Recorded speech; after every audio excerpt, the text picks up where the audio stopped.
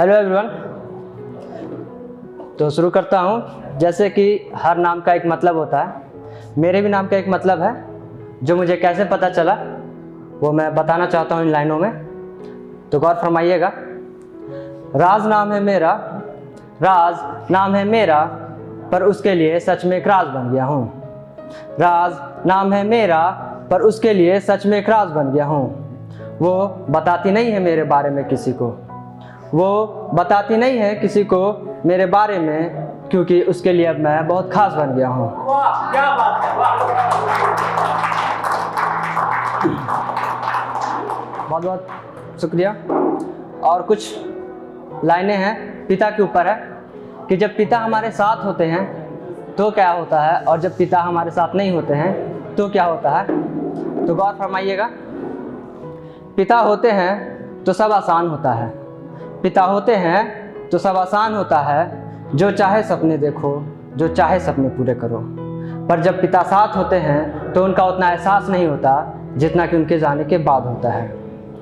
उनके जाने के बाद हमें हर बात का एहसास होता है। ये घर कैसे चलता था, एक एक सामान कैसे इस घर में आया करता था, हम कैसे रोज़ अच्छा खाना खाते थे, कैसे हर त्यौहार पर नए कपड़े लाने जाते थे, वो कितना मेहनत से पैसे कमाते थे और हम कितने आराम से उड़ाते थे।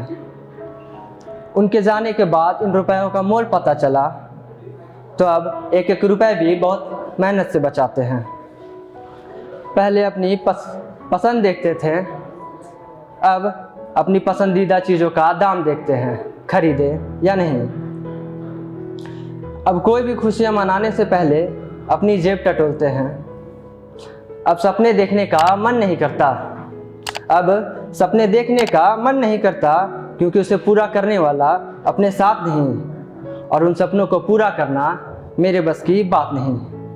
अब बस उनकी यादों का सहारा है, देखे अब और कितनी दूर किनारा है।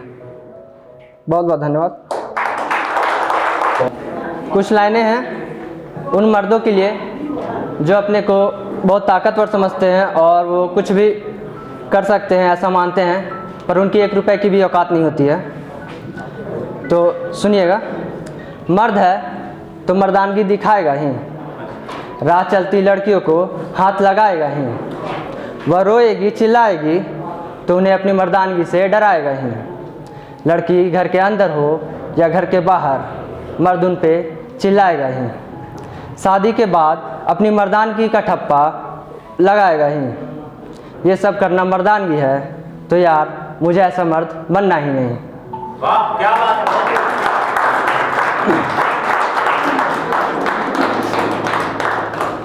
अब कुछ लाइनें हैं। जो रेपिस्ट होते हैं वो तो रेप करने के बाद भी सीना तान कर घूमते हैं, पर उस लड़की को हमेशा के लिए घर में बंद कर दिया जाता है, और उसके बाद भी वो दोबारा करने से ये नहीं डरते हैं। तो ये किसकी गलती है, लड़कियों की उन कपड़ों की या हमारी कमज़ोर कानून की, जो उन्हें एक ऐसी सज़ा भी नहीं दे सकते कि वो ये सब सोचकर भी डरे। तो सुनिएगा। ये अनकही कहानी नहीं है, ये अनकही कहानी नहीं है, रोज़ किसी से सुनानी नहीं है। बीच रोड पे इज्जत तार तार हो गई उस मासूम की, पर ये बात किसी से बतानी नहीं है।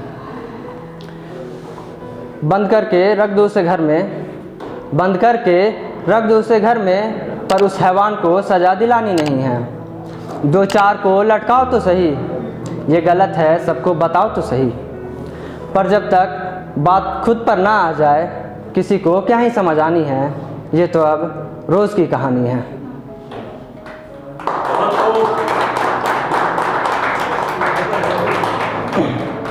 ये लास्ट है। मैंने दो लड़कों को देखा, एक हिंदू था एक मुस्लिम था, आपस में लड़ रहे थे कि मैं हिंदू हूँ मैं मुस्लिम हूँ। तो मैं उनसे कहना चाहूँगा, आप यहाँ इंसान जन्मे हो तो इंसानियत दिखाओ, ना कि ये हिंदू मुस्लिम तो आपको बनाया गया यहाँ आने के बाद। तो जो सही है उसका सपोर्ट करें और जो गलत है उन चमन चौरसिया को बाइकआउट करें। तो सुनिएगा। इंसान हो तो इंसानियत दिखाओ ना, प्यार दोस्ती मदद के बीच में ये जाति धर्म तो मत लाओ ना। किसी से नाम पूछकर उसकी जात धर्म जान लेना तरीका अच्छा है, पर उसके बाद अपनी छोटी सोच की औकात तो मत दिखाओ ना। इंसान हो तो इंसानियत दिखाओ ना। बहुत बहुत धन्यवाद।